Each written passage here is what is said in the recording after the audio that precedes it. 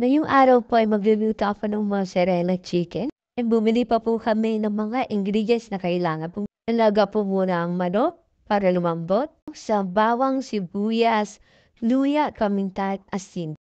At ako naglagaan ng manok din po ilalaga. Kailangan pong i-smash ang patatas at ihalo po ang nilagang manok.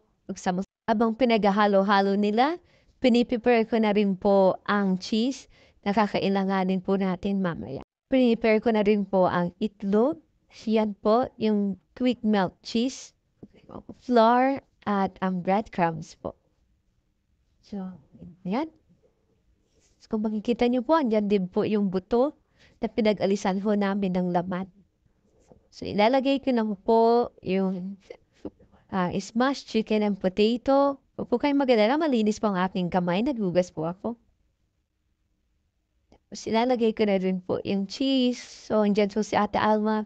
Excited na akong tumikim ng mozzarella chicken. Samahin ko lang po. Ipo-form ko lang po siya ulit ng chicken.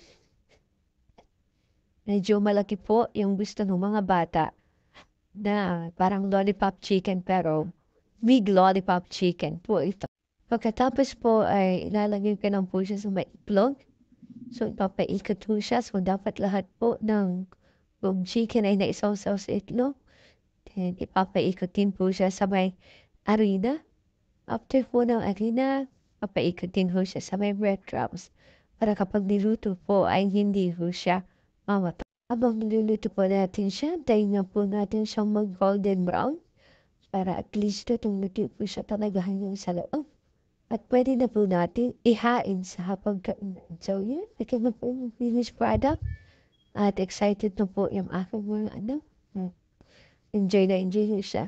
Pinartneran ko po pala siya ng pansit canton with sweet chili with gatas at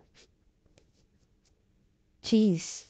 Kung titikman mo, para po siyang carbonara. Enjoy pa yun.